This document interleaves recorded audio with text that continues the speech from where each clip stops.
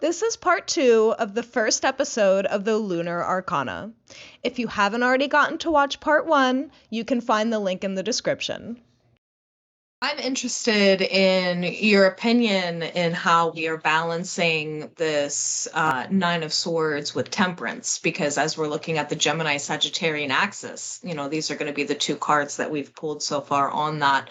We're looking at that Nine of Swords, that anxiety and that fear sitting in opposition with Temperance. And I think that could bring some really interesting parallels. I think that, for what, if the Gemini aspect is being all up in your head, the Sagittarius aspect for me is down to the solar plexus and taking action and moving forward. Because with that, as someone who lives with anxiety, the enemy or antidote of anxiety is action. And what we're looking at here with that influence on the Sagittarius archetype is action with thought, not action just for the sake of charging ahead and trying something new and doing something different. It's actually looking at, well, how can we have that mutability? Because if we then think of what's going on in the mutables as a group of 4 signs, we've got this real heavy stuff going on in Pisces, with the MC as well and all that other bits. And then that sense of what's going on with Virgo as well. So you've got that axis going on there.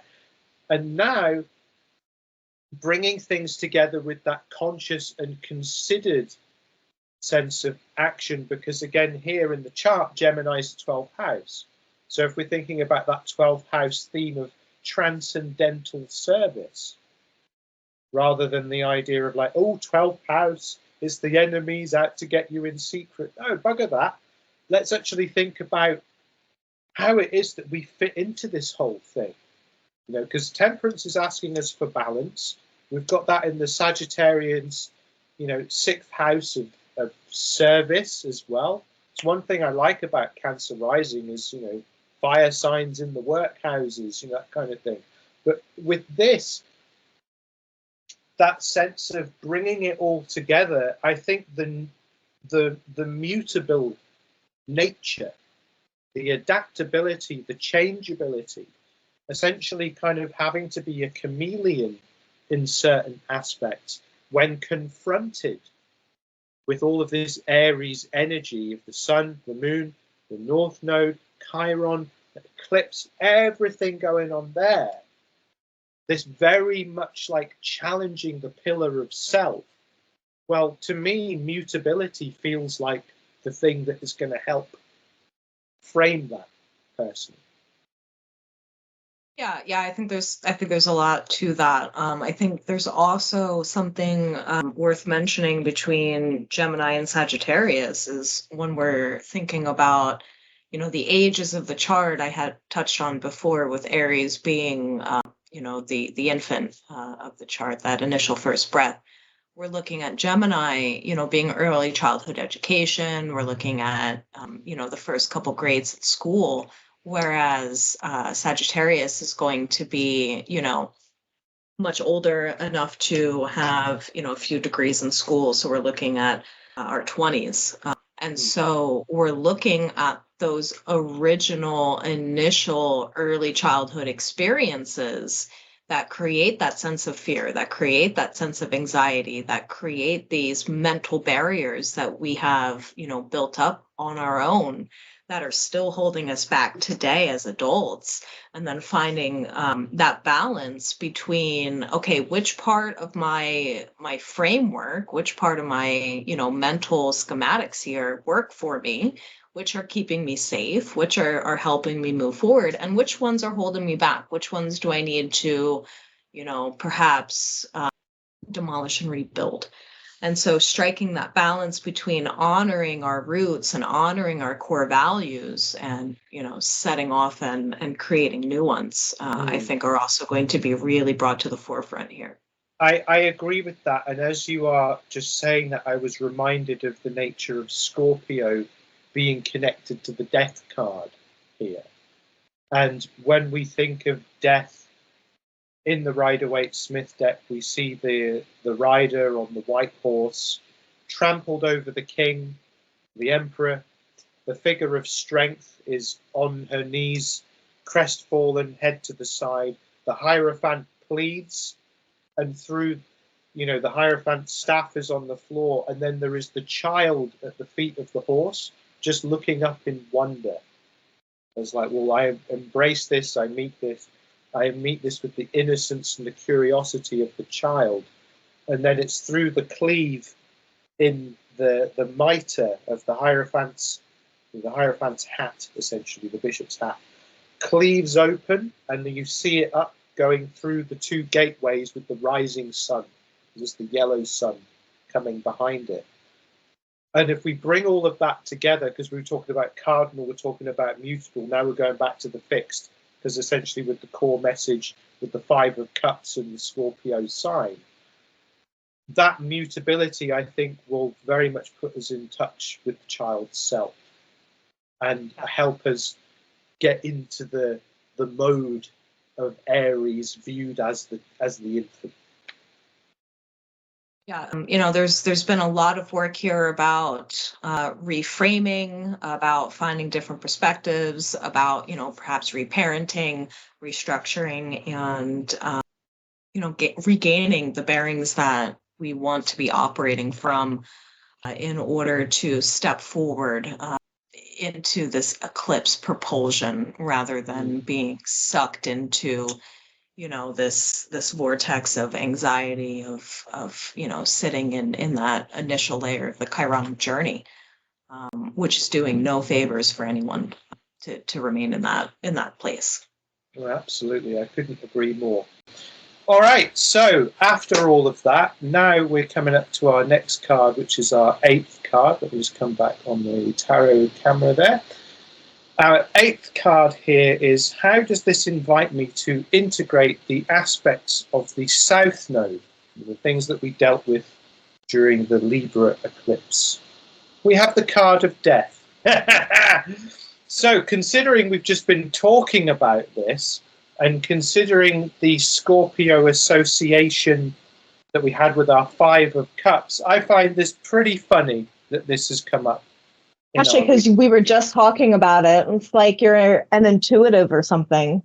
I know, it's almost like I know what I'm doing. Isn't that funny? But this is interesting because if we think about the relation of like North Node, South Node, I know that some folks say that we need to kind of like integrate the lessons of the South Node and move towards the North Node, and some people say we need to leave the South Node behind, and no, and all this kind of things. But if we've got death in this position for this question, ultimately it's saying to us that the South Node is about alchemy here, and specifically alchemy of those things, those themes that we're exploring around connections, relationships, communities, groups, because like we say, this is happening in that 10th house, 4th house axis, and then of course we've got the stuff going on in the 11th house with Jupiter, Uranus, and then the 9th house with Mars and Saturn. I see all of these energies sort of like kind of grouping together, to be brought under the banner of the death archetype. And just in a spirit of preparation, because we were talking about the symbology in the Rider-Waite-Smith, we can see here the instance of, we can't really stand in the way of death. We just have to embrace it, surrender, go with the flow. And I think that ultimately a lot of what's going to happen here is the collision of individualism, exceptionalism, and all of this stuff that we've been taught, particularly in the Western world, with the forces of nature and the forces of life and everything itself moving. And there isn't really anything that we can do other than just submit and alchemize and let things go with the flow, shall we say. I mean, I find this to be very interesting just in the broader picture of things, because we're looking at transformation, we're looking at integration, and if I pull up the charts here, if you're able to see them, yeah. in looking at the 19th degree eclipse, I pulled the last two that we've had at the 19th degree, which was in 2005 and in 1986. And so we're looking at all this Libra energy. We're looking at all of these things we're leaving behind. We had some Venus association there with the Hierophant and the King of Swords.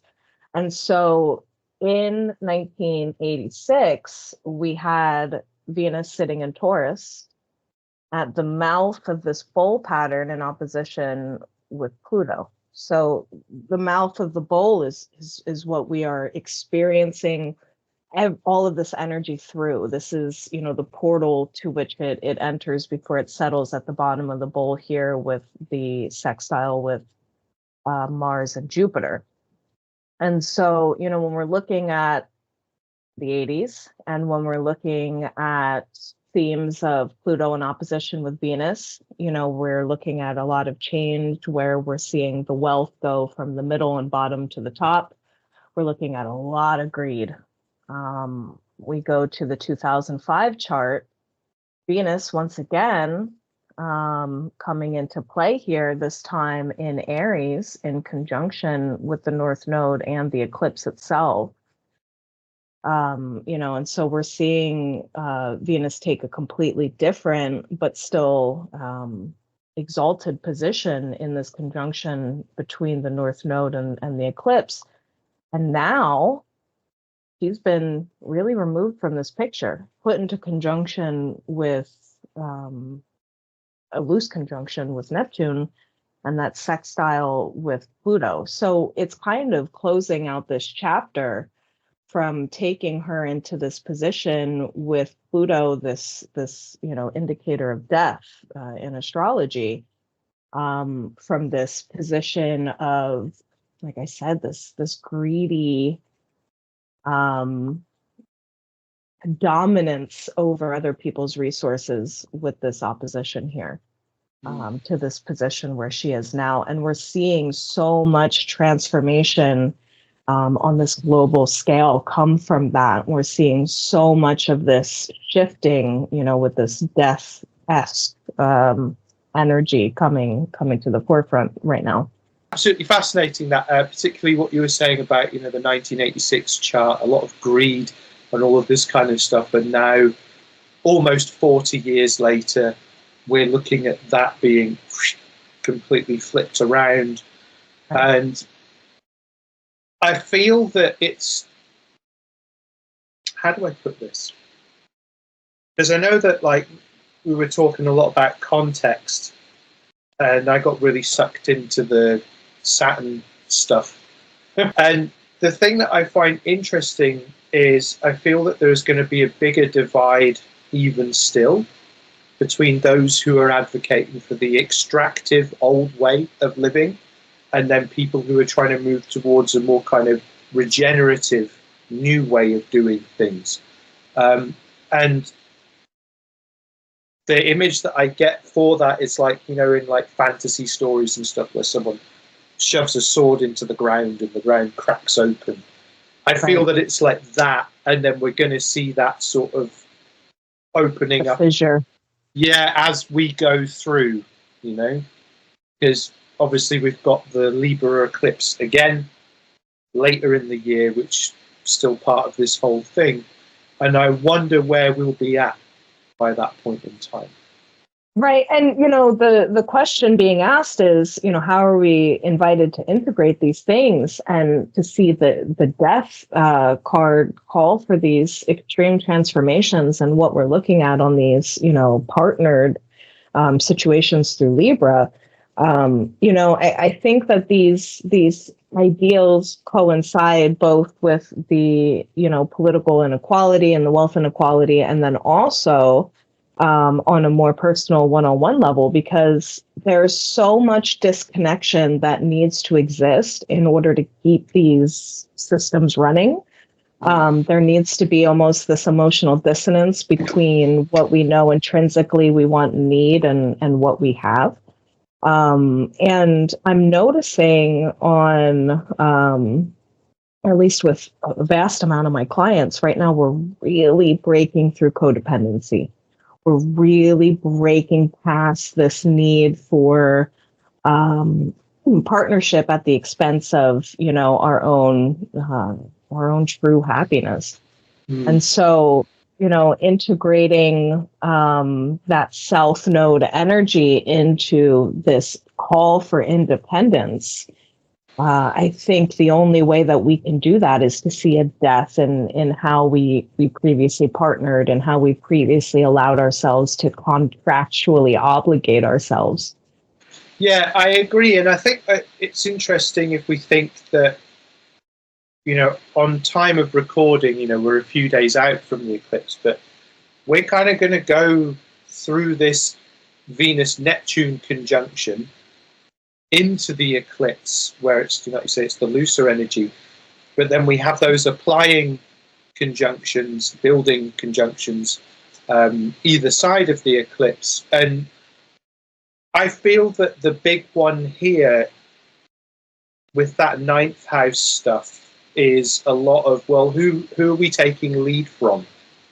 Who are we listening to? Who are we allowing to inform our path and our decisions? And like you're saying about, clients having a greater need for autonomy, I see this a lot in my practice as well. People are asking about, like, lots of questions about business, lots of questions about relationships. I mean, well, there always is. These are the two big ones, but but right now they're really focused on how can I go my own way? How can I do my own thing? It's not just, is business going to be good? Which I think previously has been more of the focus. Now it's what can I do to be my own boss? How can I forge my own path?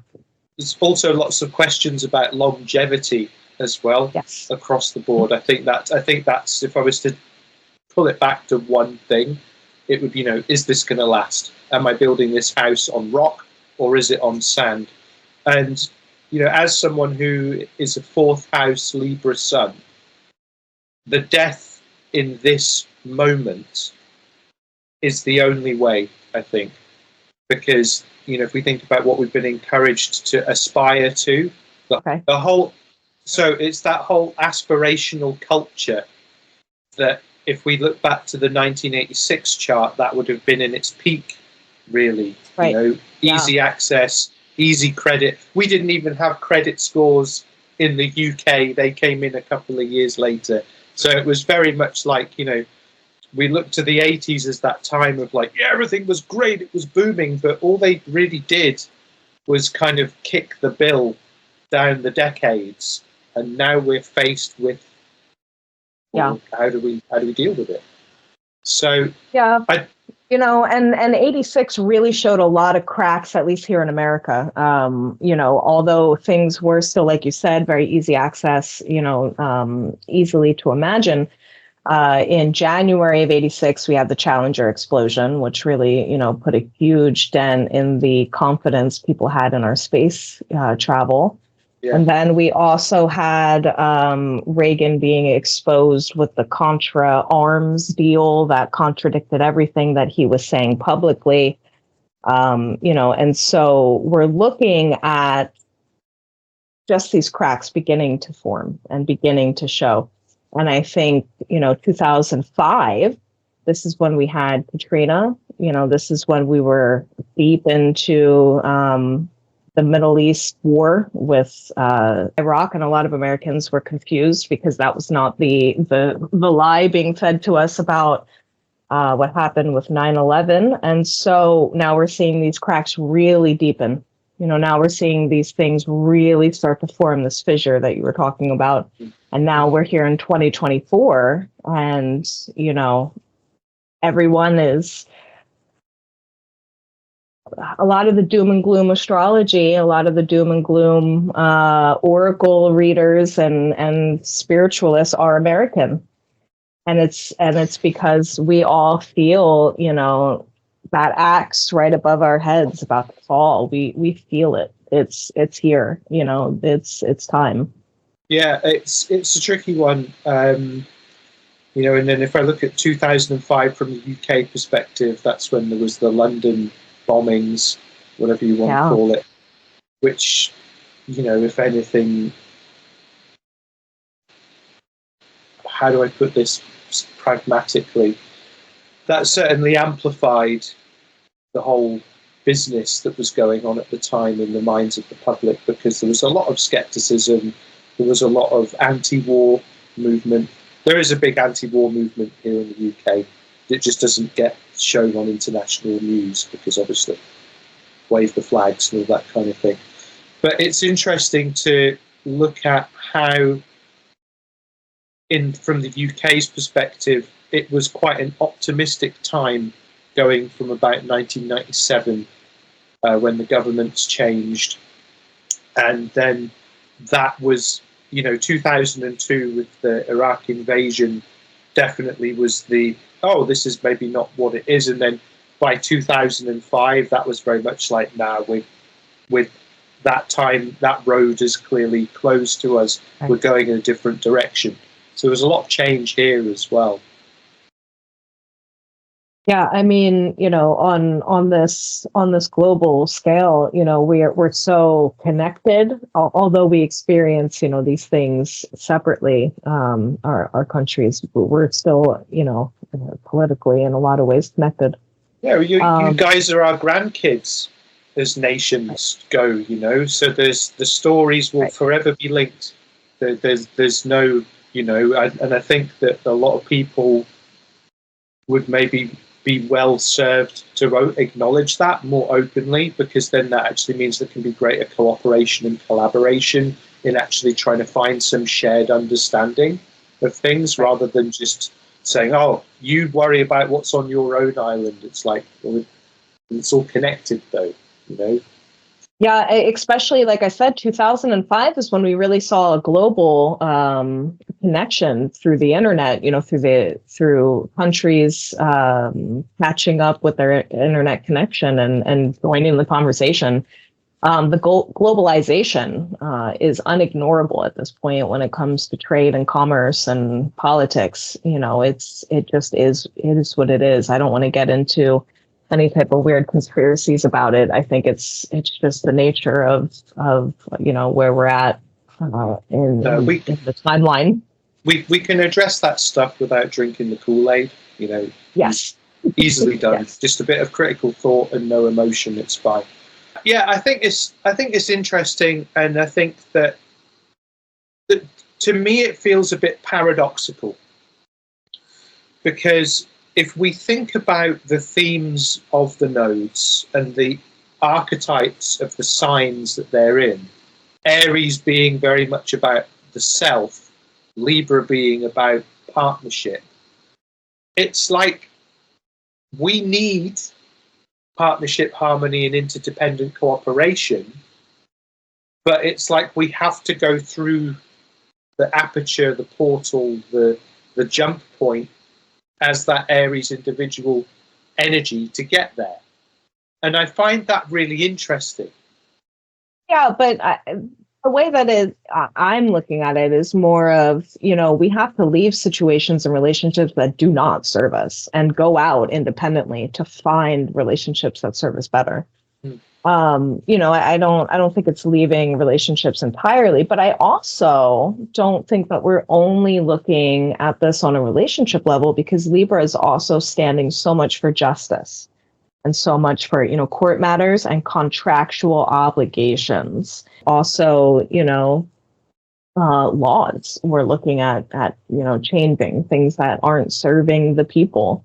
I think that as we're looking at political change and political justice, Libra has to come to the forefront in order for true change to be actualized. We can't just be in the Aquarian rebel space in order for these things to be adopted. We need to bring that into that Libra harmonic partnership space as well. I agree with that, and I have quite a low tolerance for the Aquarian rebel space, because it's a necessary part of it. It's the drawing board, but it's not the end of it. It is, but it's just like everyone that I've met that describes themselves as a rebel invariably ends up rebelling against themselves because they don't have anything to push back against.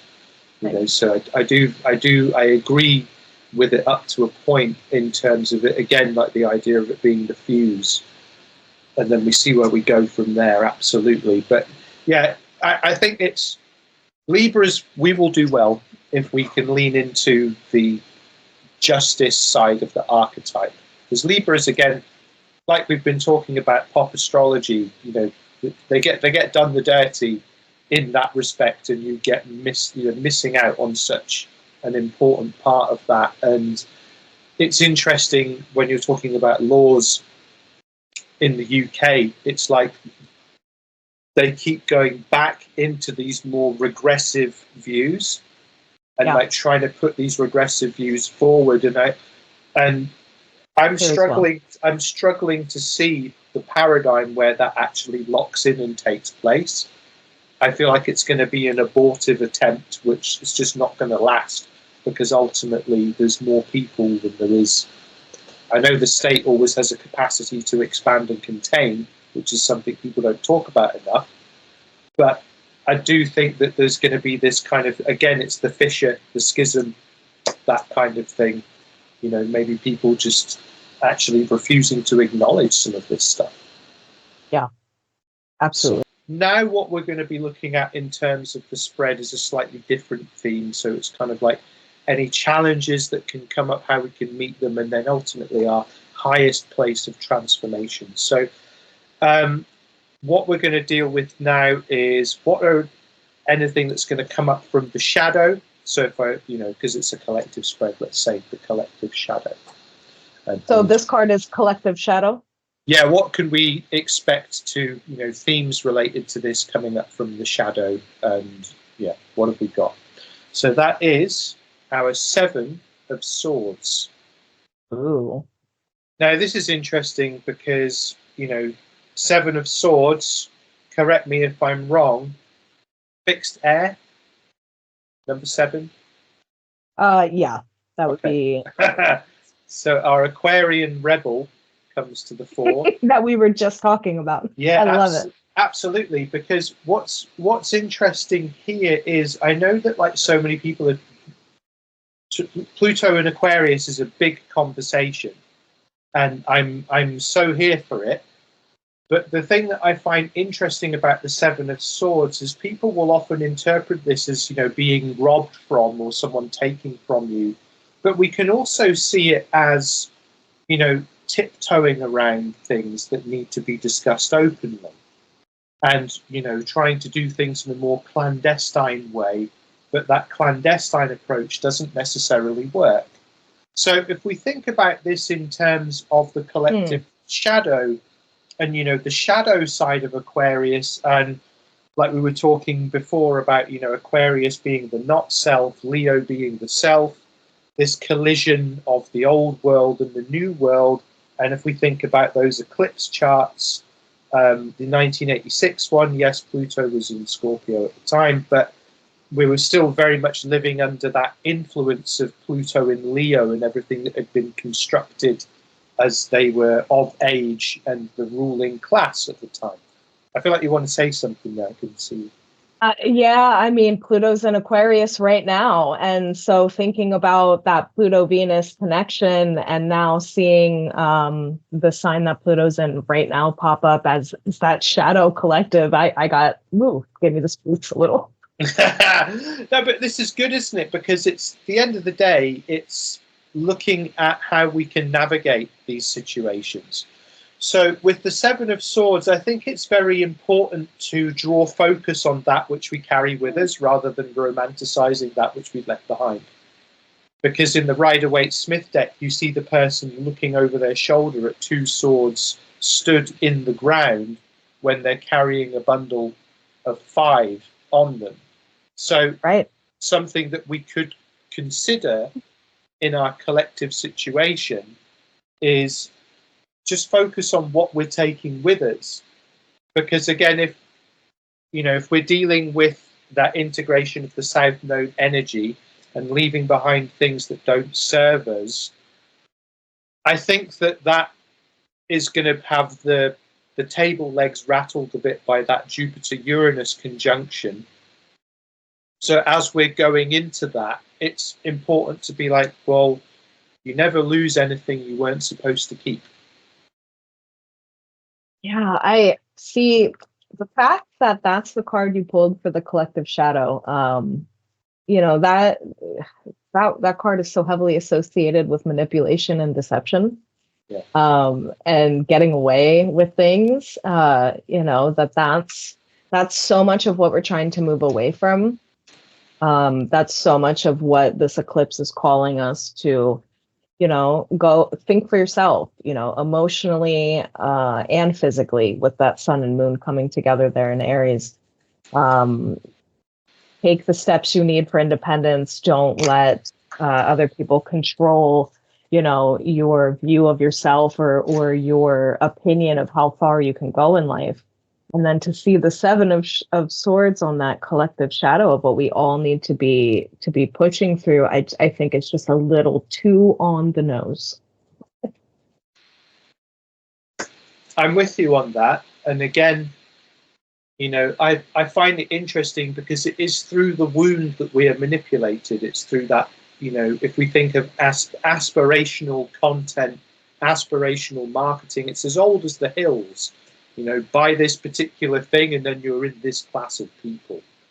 Until Right. the next one comes out next year, then you're going to be in the plebs and that kind of stuff. And if the eclipse is forcing us to analyze not only the wound, but how we are moving ahead with that North Node interaction as well. Again, it puts my eyes on Uranus, Jupiter, Saturn, Mars, and what they're kind of bringing up with those 9th and 11th house themes. So it, again, if we are exploited through the wound, as all aspirational marketing does, with that sense of, are we choosing to move ahead by listening to those who shove something in the wound and wriggle it around and make us feel pain? Or are we choosing to listen to ourselves and going, I've got my wound, thank you very much, but I'm going to move forward. And then that, to me, is what brings the focus on those 9th and 11th house themes. Because if we think of, like we say, this eclipse is Cancer rising, and if we think about, what Mars and Saturn are doing in Pisces after Neptune's, 12 or so year journey through it, and the idea of, well, hang on, I know a lot of people talk about Neptune as delusion and this sort of thing, but it's also, there's a lot of, dreams and like the manifestation discussion, and there's a lot of positive stuff with Neptune. And I feel that Saturn and Mars are actually trying to give us the positive stuff, but being like, you've got to ground it in. You've got to take that action. You've got to do it for you. And then Jupiter and Uranus bringing in with the groups and the friendships and the connections and being like, well, let's shake this up a bit here. Are you ready to get some chills? Yeah, absolutely. Always. So, take a look at where Pluto is on the eclipse, April 8th, 158 Aquarius. Take a look at where Chiron was in the 2005 eclipse. Well, that is interesting, isn't it? That is fascinating. This connection here is pretty loud in its message of really needing to, reflect, integrate, and examine, where we were having these woundings in how we're connecting socially, what we're allowing ourselves to envision. Aquarius is, very indicative of our waking dreams. So we're looking at Pisces for our sleeping dreams. But our daydreams are our aspirations of what we're envisioning. And, we blow out the candles on the birthday cake. That's Aquarius energy. And so we're looking now at Pluto coming and re-examining that point where that wound was in 2005. And so that, to me, in and of itself, feels exploitative. We might not feel as though we're empowered enough to fight back today because of that Pluto-Chiron connection. Something that just came to mind as you were going through that, when you were talking about the waking dream and exploitation, and the whole sort of wake up red pill movement, which to me is total exploitation of vulnerable people. But I feel that we may see some reverberations with the themes there as well, because I think a lot of folks who are claiming to be, truth seekers or awakened and all of this kind of thing are just like Inception, they're going further into the dream. Right. Yeah. And I think that there are people who've gone down that road with all the best intentions, and there's those people who dwell down there because they like to sit in the darkness and the fog end of Neptune and all that kind of thing. And I think that with what we're looking with those transits, we could see a bit of a shaking there as well, because the smallest thing needs to happen and the smooth brains are out in force talking about this thing and another thing. And I think it will be interesting to see how people can process the need for change in society without falling into conspiracy thinking. Yeah, I think that that's really the hard part right now. The conspiracies are so rife on all sides, and the introduction of AI video, AI audio, AI everything is not helping. Like, just a very innocent example, with P. Diddy's arrest, they immediately went to AI and generated cops chasing P. Diddy as he's running to a plane. And then the new conspiracy, The Simpsons predicted it, but they never made, that wasn't an episode. That was just an AI generated thing. And people, everyone was sharing it. Everyone just immediately believed it. And so, the discernment is so necessary right now. So necessary. Absolutely, and I think I've seen a lot of people sharing the Simpsons memes, often. Every year it's flipping Nostradamus or that Bulgarian blind woman or the Simpsons, the oracles of our time. And I say this, particularly with the Simpsons one, is it that the Simpsons predicted it, or have we just created a world that is beyond parody? Honestly, at the end of the day, I don't think it matters. Unless the creator of The Simpsons is willing to step up and do something other than cartoons, who cares? Even if he is some oracle, who cares? That's my opinion. Maybe that's an unpopular one, but no, I vibe with that. I'm all for oracles doing their own thing. so that Seven of Swords, the Aquarius connection, the Chiron connection from our previous eclipse chart, and I think it's really important that people don't, that they're not glib in the face of the gods, shall we say.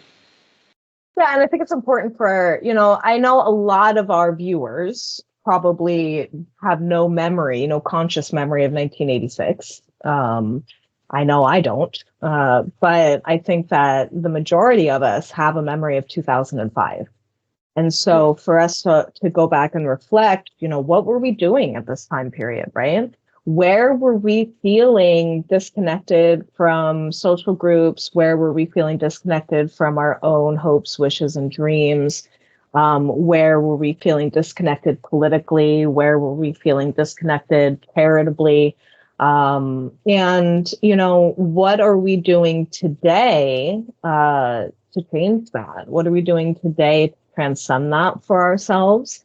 And perhaps where is this new Pluto transit, poking that wound for us and making us believe, we're back re-experiencing those things all over again?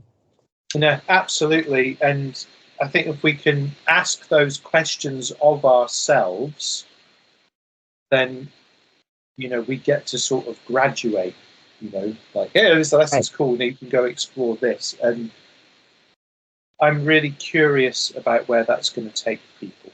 Shall we go to the next card? Yes.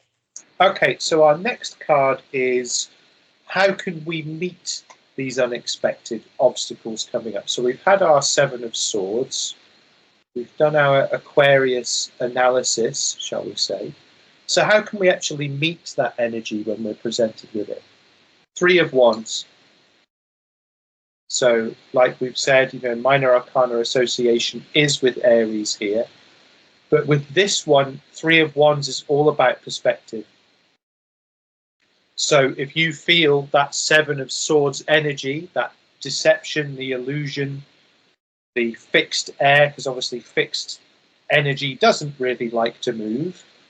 This is saying zoom out. But I think it is interesting if we think about the nature of fixed and cardinal here, and the idea that we withdraw from this situation. So you find yourself here, Seven of Swords is happening.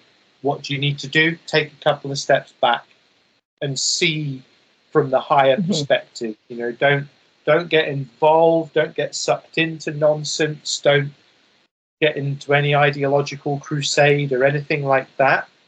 Just take the time to observe, because again, fixed energy coming up against cardinal energy, the idea it's like, okay, well, do you know what?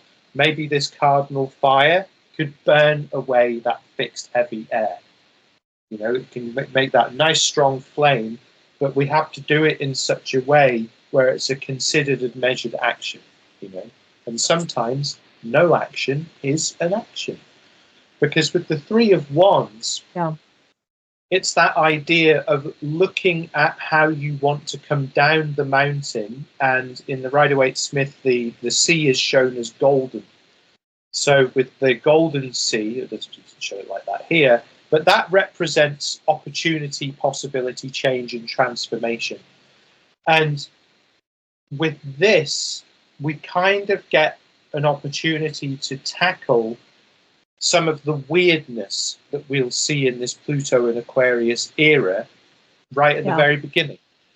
But we do it by taking a few steps back, connecting in, going down to that solar plexus energy and observing and seeing where that fire wants to burn through and be expressed, rather than just letting it rip. And rather than reacting immediately, I think there's something really to be said in, taking that step back and observing rather than reacting and joining into that chaos. You can watch people burn themselves out. You can watch people blow themselves up. You don't need to, join in that. Yeah, there's no need. It's I think one of the questions that we'll be having to ask of ourselves of, is this my fight? Right. Because a lot of things that should be our fight, which is like the elevation of everyone, the liberation of all oppressed peoples, and these kind of things that seem abstract to us or not very cool to talk about, But then we get sucked into things like influencer dramas or, celebrity dramas or... That are none of our business. No, absolutely. It's meaningless, and particularly with those of us who work online as well, we have to dip our toes into that influencer world just as a way of connecting with people. But 9 times out of 10, well, I'd say 9.99999 times out of 10, anytime there's drama or a beef in that world, it's bullshit. It's not worth it. And I think that we'll see that, because if we then triangulate that Seven of Swords again back against those 9th and 11th house themes, the eclipse is giving us that moment to just go pull right the way back, because it's in Aries. Our Three of Wands is well, how do we counteract those challenges? It is an Aries card. There will be second decan Aries, because obviously we recorded this in 2 parts, so I've done some homework. But with that, again, it's interesting there, because to me, it makes me wonder of, like how we have that sort of cardinal fixed mutable modality through the signs down in the decans there with the middle one. being that sort of just hold back. The vision I get is like the Olympic torch, you know, secure, planted, the flame is burning, tall and hot for all to see, but it's not like a wildfire ripping through things. Yeah, I mean, you know, when we're looking at the Aquarian strength of being able to look at the bigger picture of things, you know, to be able to really stand back and see all the pieces as they work together. It's unfortunate that that came up as what's going to be in that shadow, because I feel like that might show up in other people interpreting that bigger picture in a way that is not accurate, and then selling that interpretation as fact. And so with that Three of Wands, really calling for you to go out independently and observe on your own, form your own opinions. You know, I think that that's some pretty wise advice. You know, we can't even take the counsel of, you know, people that are very close to us for 100% truth 100% of the time.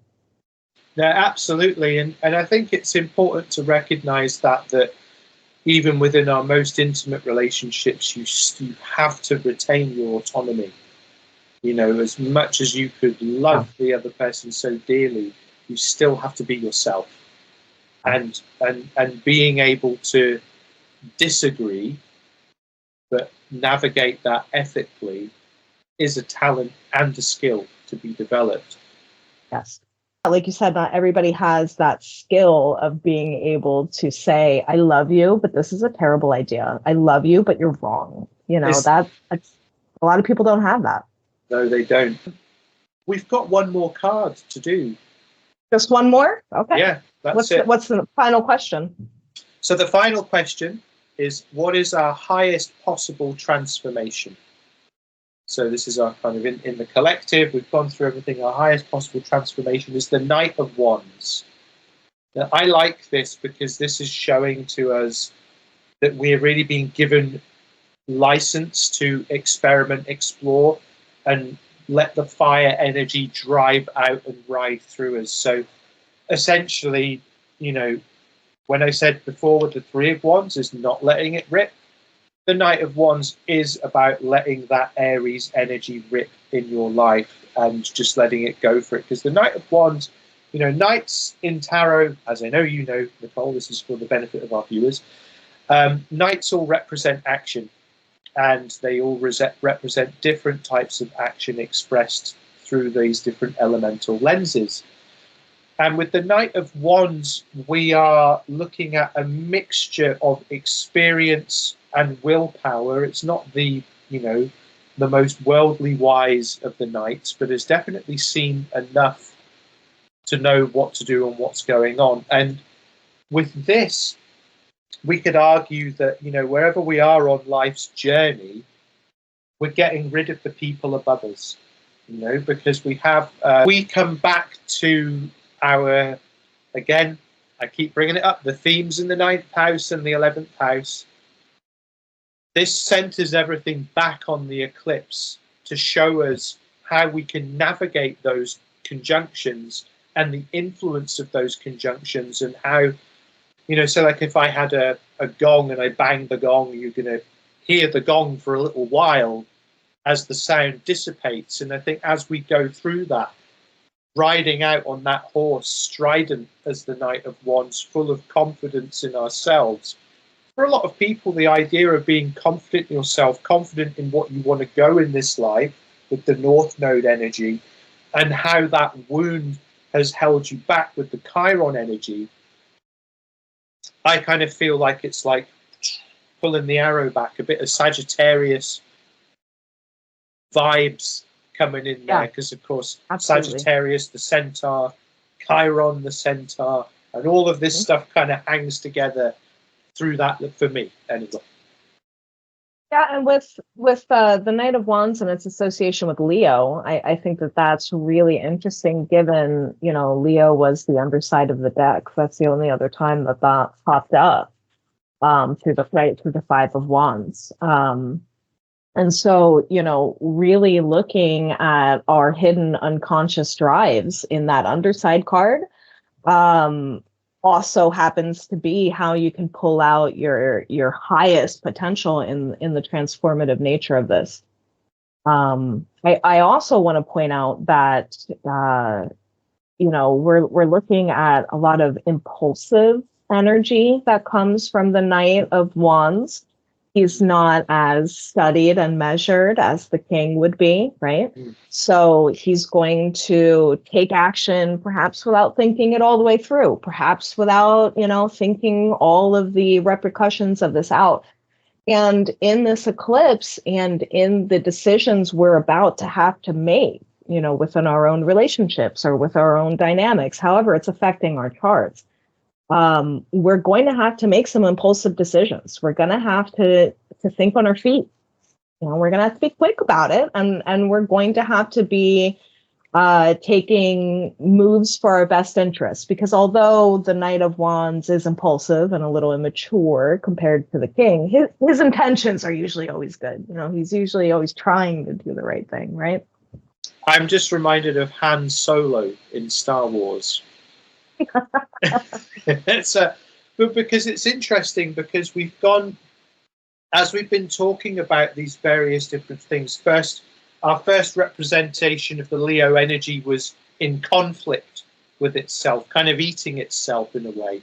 Could we not argue that's what was going on with the dominant Pluto in Leo vibe? Is it's kind of consuming itself as the world is no longer letting it be consumed in certain ways and aspects. And then as we go through the journey of the spread, we've now come to a point where the Leo energy is free once again. We're freeing it from this shadow inversion, this kind of like a shadow temple almost, that it's been encouraged to worship at this is the light, no. But it's just a reflection, it's an illusion, and we go through this process, and now we're free to act once again and, shoot from the hip a little bit in life. We need elements of that. No, we can't be meticulously planned, can't all be about the feelings, it can't all be about the logic. Sometimes you just got to roll the dice, right. and have that confidence that you jump, you're going to stick the landing, and just go.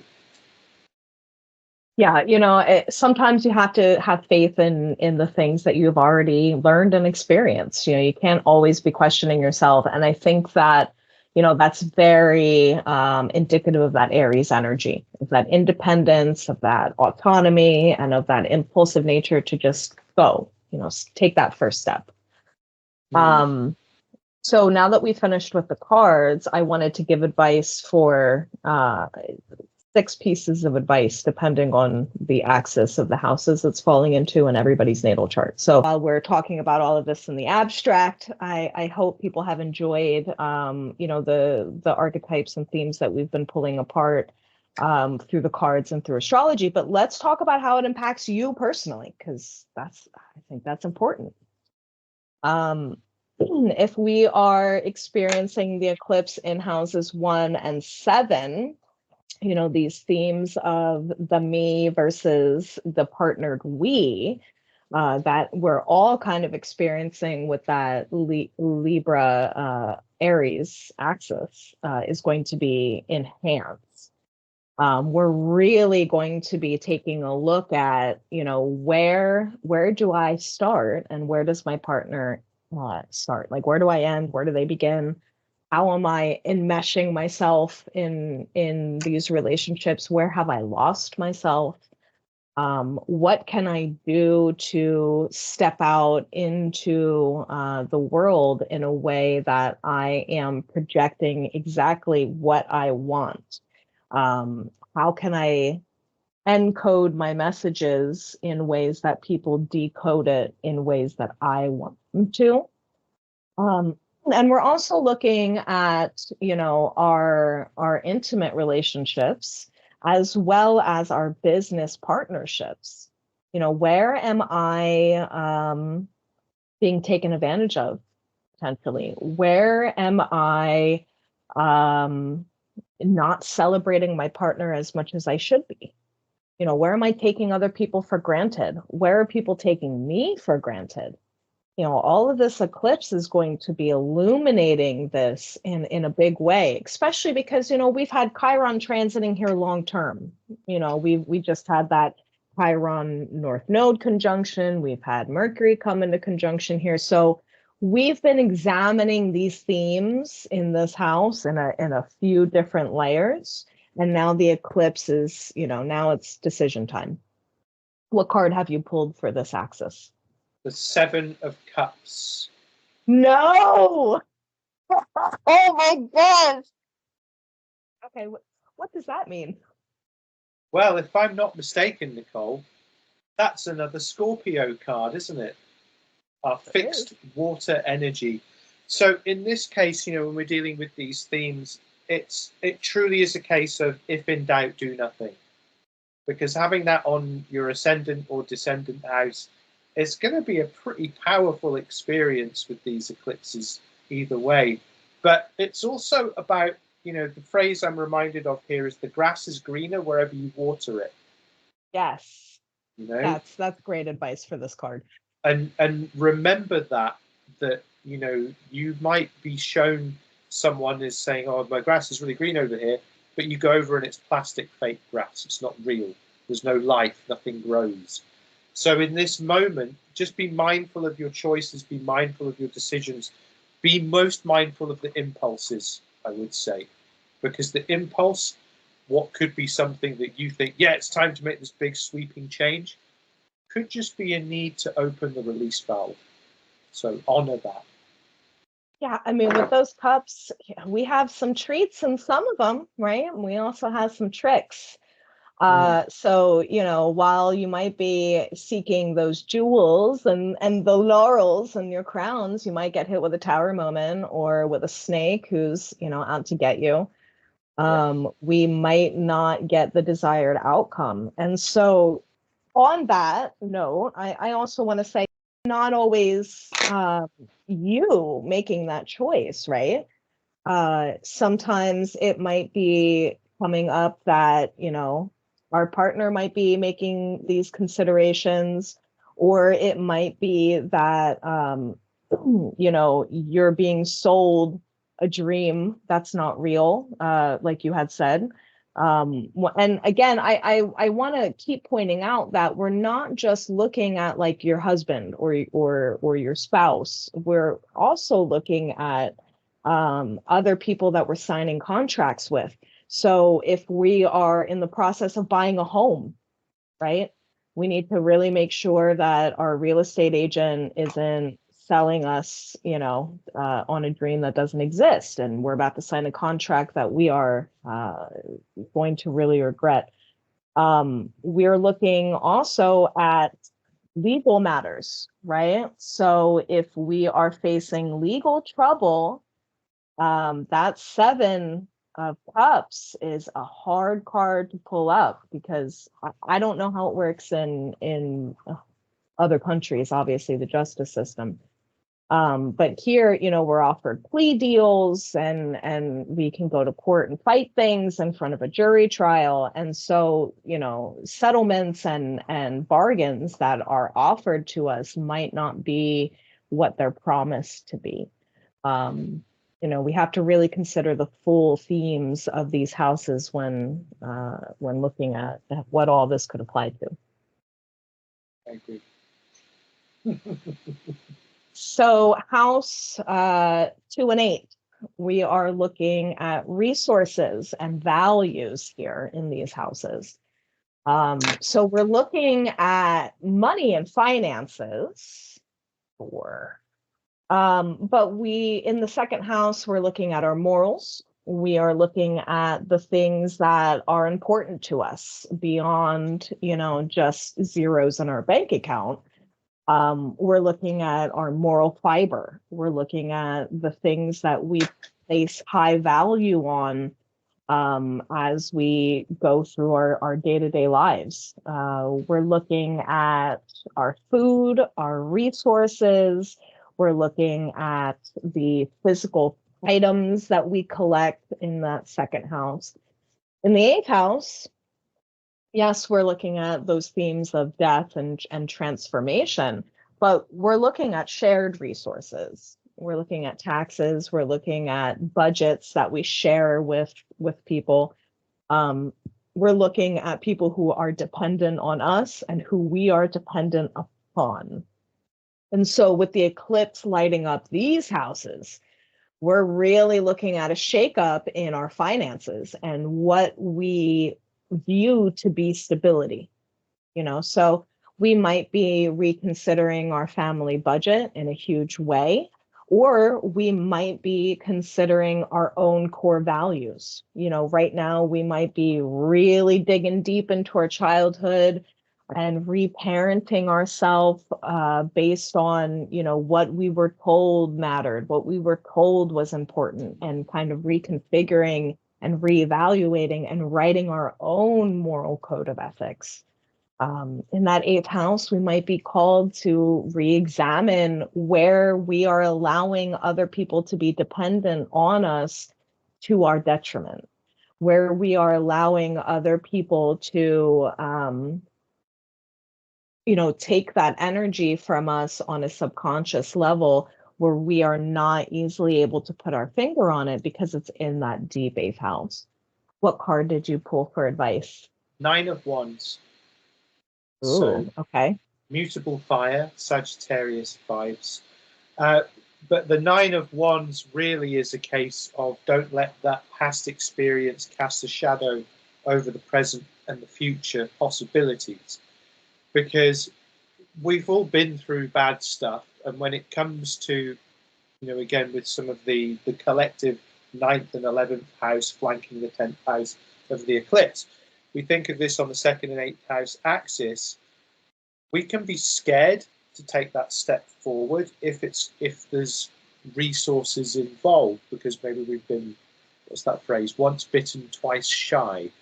Well, that's valuable, but sometimes you have to recognize that you're sometimes still holding on to an illusion, and making choices.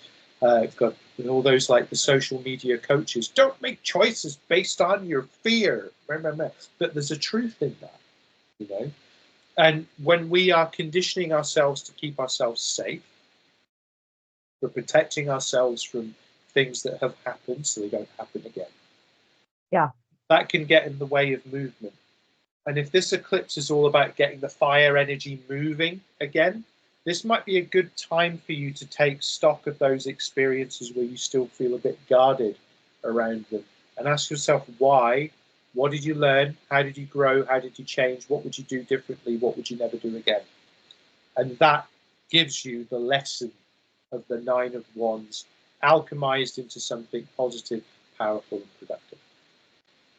Yeah, I think that's really important to focus on, because the negative shadow side of the 9 of Wands is definitely paranoia. We're inventing scenarios to defend ourselves from. And so being able to recognize, like I said, our values, what matters to us, right?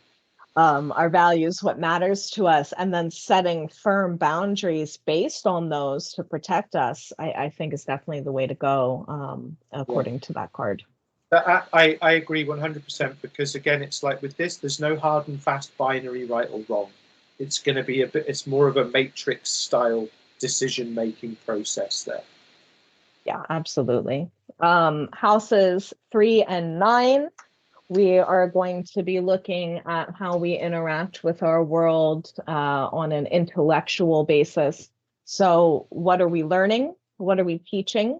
What are we saying? And what are we listening to? These are all very big themes here in this house axis. We're looking at early childhood education and higher education. So, where we have applied ourselves, where we can apply ourselves next.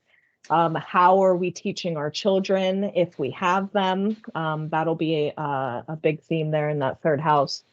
And, we might see some themes of siblings and foreign travel popping up as well, just given the nature of these houses. So the eclipse here, we might be reconnecting with a long lost sibling, or We might make a decision to homeschool our child and reevaluate what education looks like.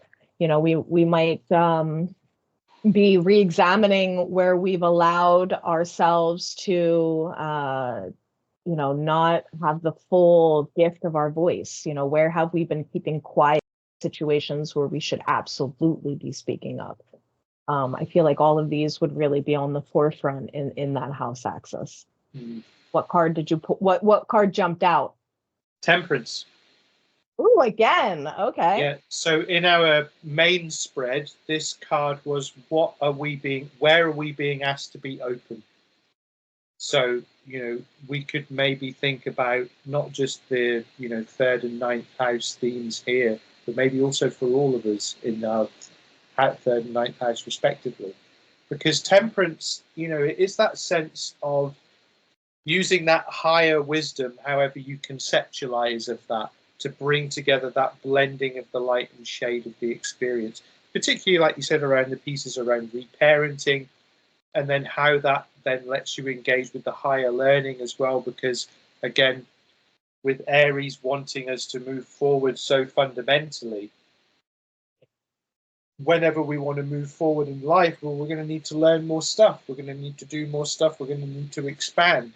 So we're thinking about it in that way, taking a more measured and balanced approach.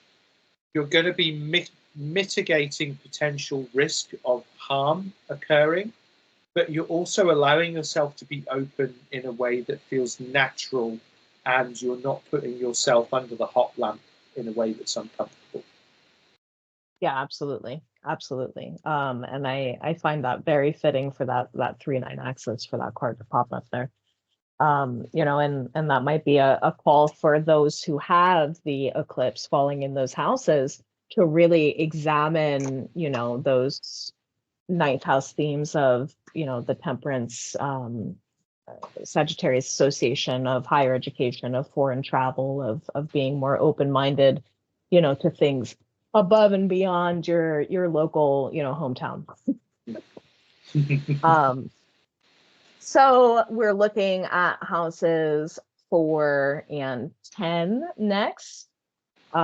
These are going to be, very heavily tied with the house and the home that we live at right now, in that fourth house. But we're also looking at, our childhood home, our inherited roots, our ancestral roots, and kind of re-examining how we fit in there, what we've inherited from them that we're able to use, what we've inherited from them that we no longer want to use and carry around with us.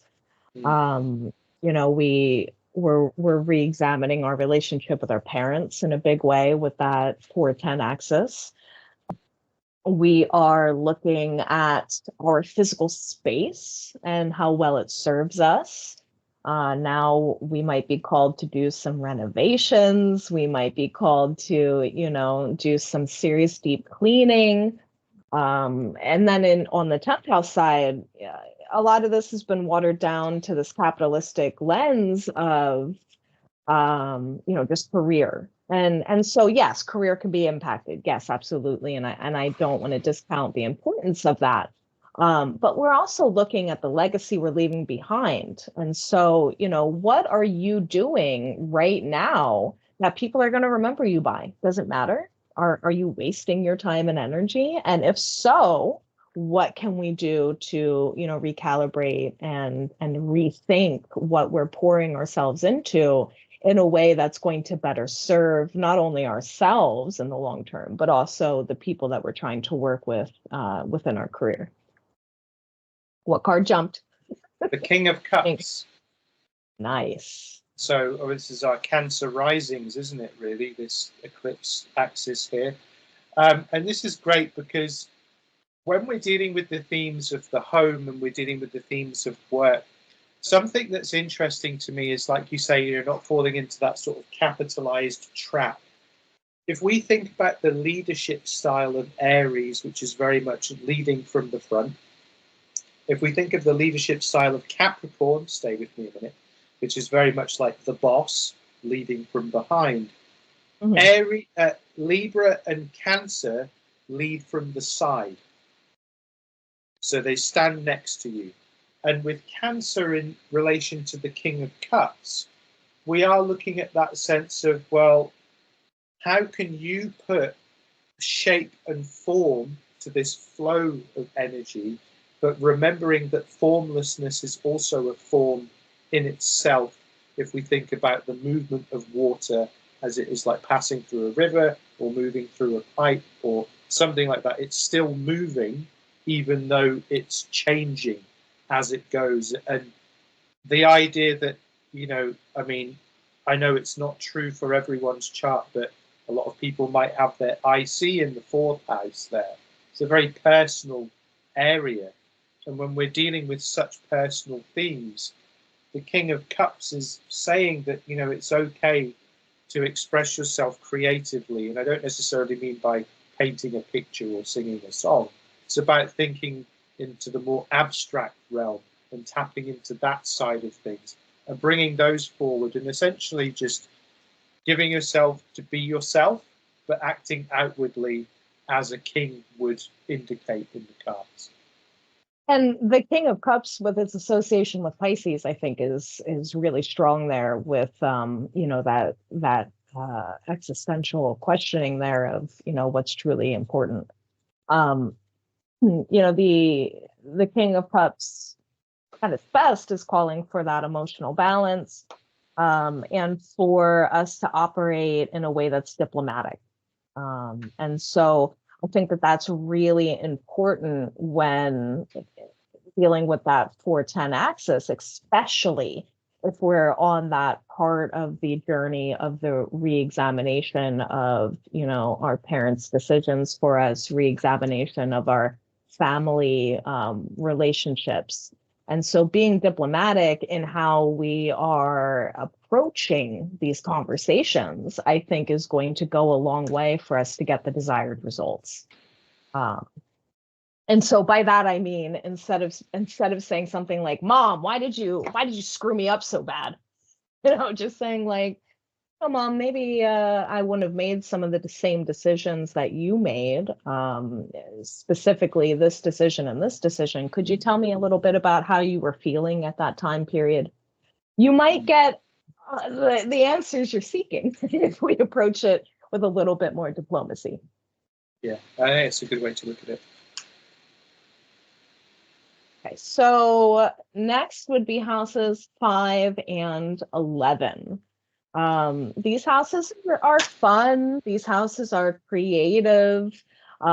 These houses allow us to, express ourselves in a way that is seen, is celebrated. We're looking at the 5th house for personal expression. We're looking at the 11th house for a collective expression.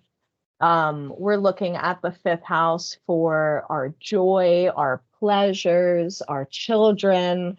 The 5th house is where we're going to find some excess on a personal level. The 11th house is where we're going to find some excess on a social level. And so we might be called to re-examine, our relationship with our children. We might be called to re-examine that dynamic that we've established with them. We might be forced to, figure out, how can we make a change here? How can I be the parent I want to be? Because so far, I'm trying my best, but these decisions don't really align with what I want to bring to the table. We also, especially since Saturn has entered Pisces, have been experiencing this collective call towards not indulging in escapism to excess. We've really been seeing a lot of people choose sobriety for the first time. We're really seeing people who find some healthier coping skills. And so when we're looking at 511, that's where we're going to see indicators of people who are vulnerable to these choices of escapism versus, pushing through and doing the hard work. We're also looking at our social groups and our social circles. We're looking at the people that we are choosing to surround ourselves with. And so this eclipse might be really calling for us to re-examine our social group, re-examine the people that, we are interacting with on a day-to-day basis, and how that's affecting our aspirations, how that's affecting our view of the world. We can also be looking at our political responsibilities and where we're meeting that or where we're failing to. This is a very reactionary house in how passionate it is. And so this eclipse is really reigniting this passionate pull towards outward expression. So whether it's artistic, whether it's political or social, or whether it's the children that we give birth to, we are really going to be felt to make a drastic and bold choice in this arena. Six of Wands. Ooh, okay. So riding out, being the positive example, being the guiding light in your own way. From an internal perspective, Six of Wands is dealing with mastery in the theme of the Five of Wands, which is, we've overcome that sense of struggle and conflict to achieve a state of unification in our self-expression. So when we think about the nature of these houses, how is it that you can be the beacon in these constructs? How is it that if you're looking for change, if you're looking for something new, the idea of attracting things towards you, shifting the energy around that a bit? Are you bonded to groups, places, people, and things through positive energy, or are you bonded through a sense of, if I leave this group, bad things will happen to me? Don't be shy to get on the horse and ride away if you feel that the lesson has been learned. And don't be shy to be in the group and light up and go, do you know what? I'm just going to turn on my light 100% and let's see what happens. Because again, like you're saying, the fifth house is creative. You get to decide how you get to shine.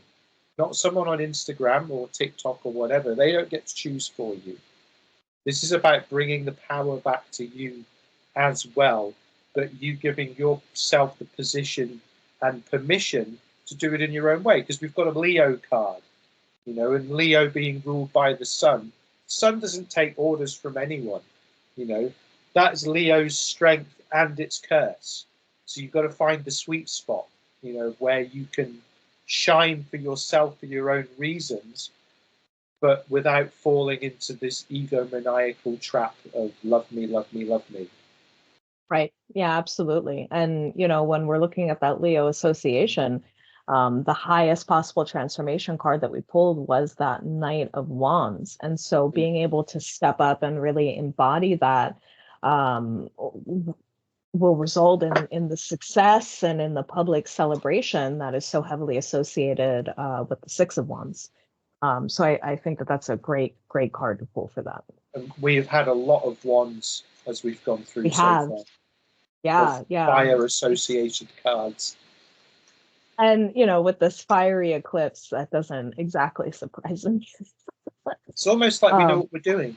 It's all interconnected. I love it. Okay, so the last axis here is going to be what? The card for the 6th and 12th house just jumped out, and you're just going to laugh. You're just going to laugh in a minute. It's just going to be funny because It's on brand.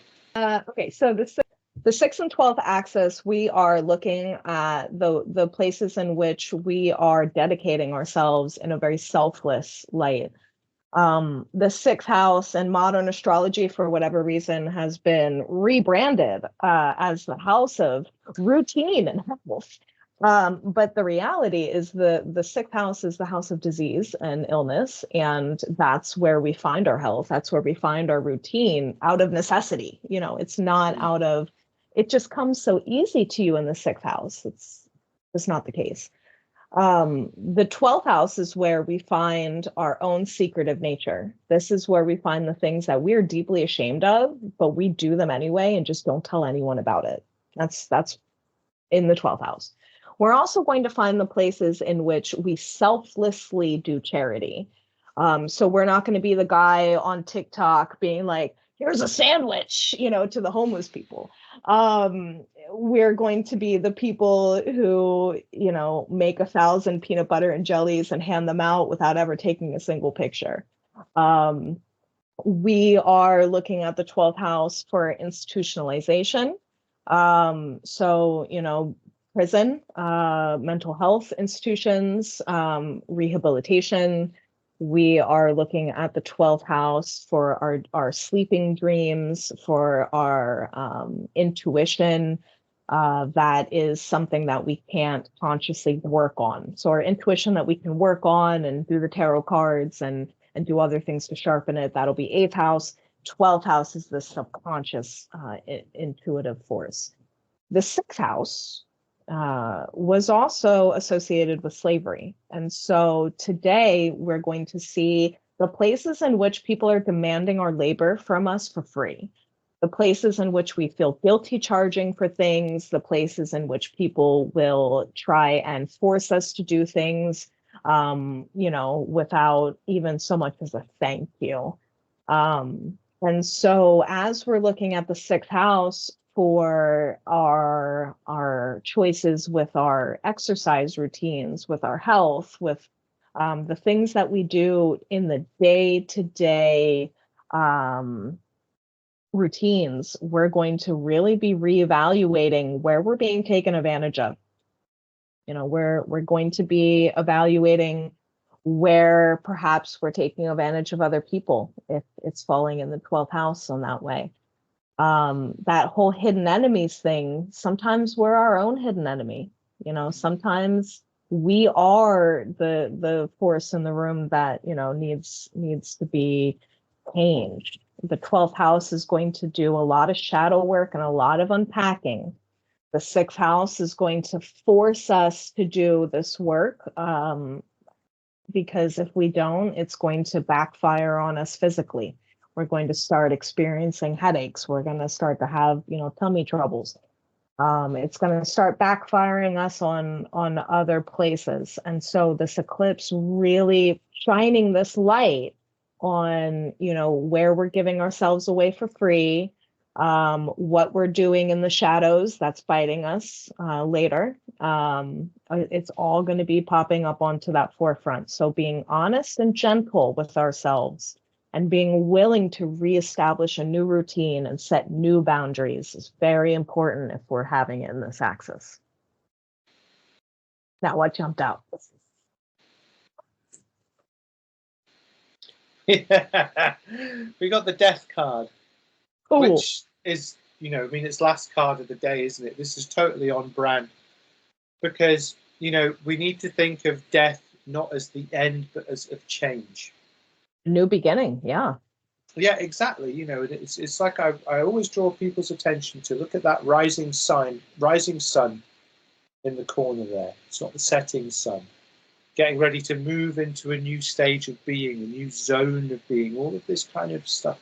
Giving yourself that permission to transform, letting go, be like the snake shedding its skin. These things that you don't need them anymore, it's a good chance to just cast them off. And these expectations that others put upon you and the ones you put upon yourself.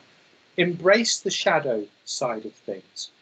We are still coded morally by religion and heteronormativity in our society. And a lot of things that are absolutely normal and commonplace are supposedly bad, evil, or whatever through that lens. This is a good opportunity to actually look at that and cast some of this stuff off. Cast off those people, those places, those groups, those ideas, those institutional connections that are demanding all of this stuff of you, and just be yourself. Otherwise, with 6th and 12th house, you'll have a bad time if you don't. Yeah, absolutely. Yeah, with those houses, we can be prone to manipulation, and prone to being taken advantage of just very easily. And so as we have this Libra Aries axis coming through and lighting this up with the eclipse, all these themes of where are we being codependent, where are we depending on other people for our validation, this is hitting this axis particularly hard, I think. Yeah, absolutely. And it really is a case of folks need to just learn to let go. So what are your closing thoughts? What's your closing pieces of advice for our viewers? Personally, I think just take this one step at a time. There's a lot of energy going on here. There's big conjunctions happening as well.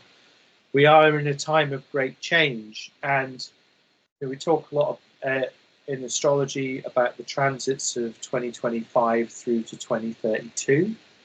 Well, I think if you embrace the message and the energy of this eclipse, you'll be on a very good footing to navigate that journey.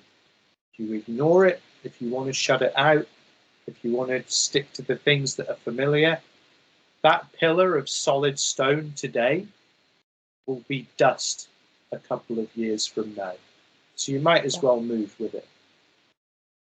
Yeah, this is not the time to resist change. This is not the time to stick your feet in the sand and plant yourself in a rigid nature, because as the winds of change come and blow, you will be the broken tree. You're not going to be the one that can sway in the breeze. This is not the time to resist. This is not the time to stick to the old ways. This is really a time to envision your best self, your best life, and then start acting like it. It's the time to let people go with love. We don't have to have this Lilith, divorcing of every bridge being burned. Sometimes we can just say, I love you, but this is no longer serving me the way that it was before, and I'm going to have to take a step back. We don't always have to be in this big dramatic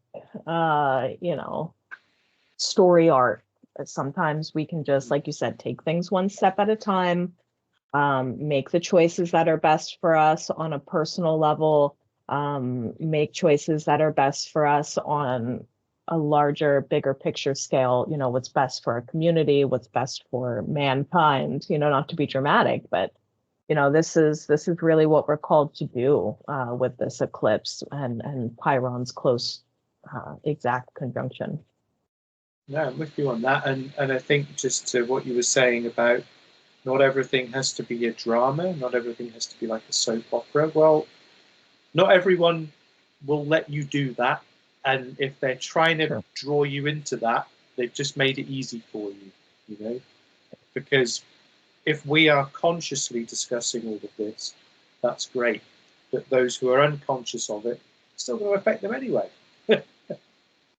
Right. Exactly. Yeah. And sometimes you just have to do those bigger picture advice that we got from the card of just stepping back and observing people.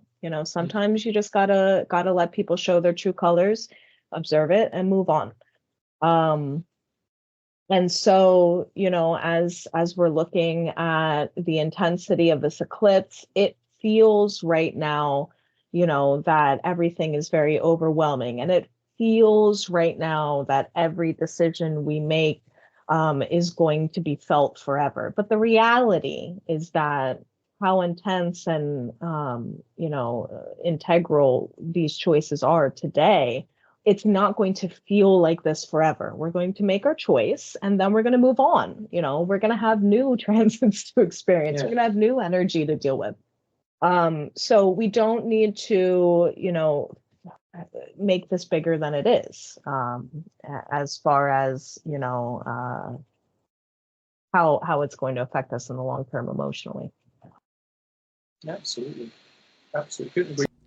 If you enjoyed this video, please give us a like, share with your friends, and subscribe to catch the next Lunar Arcana readings.